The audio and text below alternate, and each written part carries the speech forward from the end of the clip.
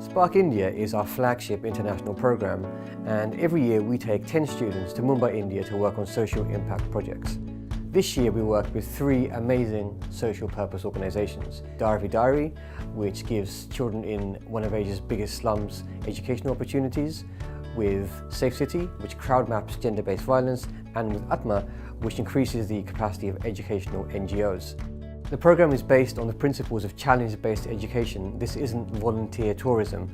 Our students are in India to work on specific real-life business problems posed by social purpose organisations who need some increased capacity. Not only is the project challenging, but also the environment. We're taking students way out of their comfort zone, into Mumbai, which is actually home to the largest slum in Asia. They're living with different people, working with different organisations. So the 3-week experience is extremely challenging, but we put a lot of support in place for students while we're out in India.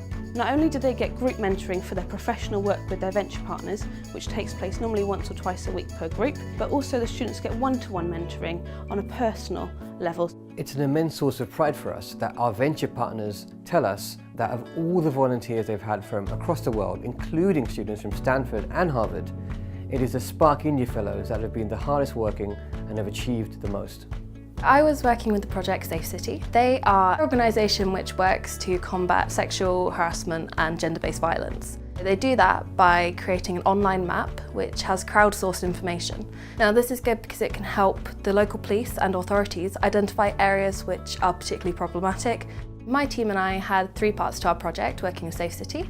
The first of those was to look over their website and look at it from a more Western point of view because it's developed in India, and give them recommendations on how they can change it for a global user base. We were looking at bringing Safe City to Southampton, so this was the main part of our project and it's continued now that we're back from India. I'm actually starting an internship working with the Social Impact Lab to launch Safe City Southampton. So our venture partner is Dairy Diary, and it's a slum innovation project in the Dairy slum. And it focuses on teaching, particularly technology, to kids. They then got the skills to build apps. And the apps are targeted at solving community problems such as women's healthcare, safety, queuing for water, litter. This is where Bluepoint comes in. So part of our project was taking a Bluepoint hub out to India and to test in Dharavi.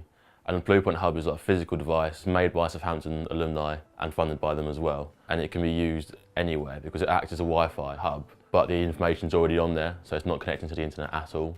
So I first heard about Spark India a couple of years ago actually. I had a lot of friends who'd done it and they'd all come back from it and were absolutely raving about the experience and couldn't recommend it enough to me. It seemed like a great opportunity to improve my own social entrepreneurship skills, so to build myself professionally and personally and get some real life experience of what it's like to work in the third sector, which is something that an internship at a big corporate definitely wouldn't be able to offer me.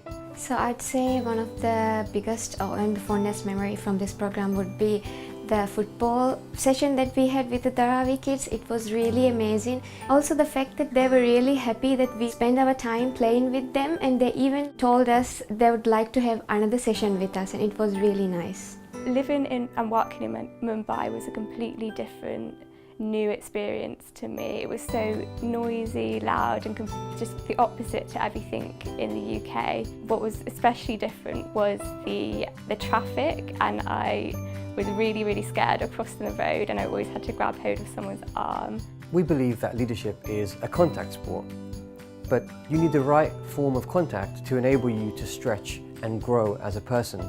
We are very proud to say that 60% of the Spark India cohort over the past 4 years have been female, and for Spark India 17, 60% were from widening participation backgrounds. I firmly believe in our mission to create world-class leaders for social impact, and it's through programs like Spark India that we've seen students on transformational journeys. We've seen students grow their confidence as problem solvers, as team leaders, and to see them stretch themselves and achieve things that they didn't think they were capable of before they started the program.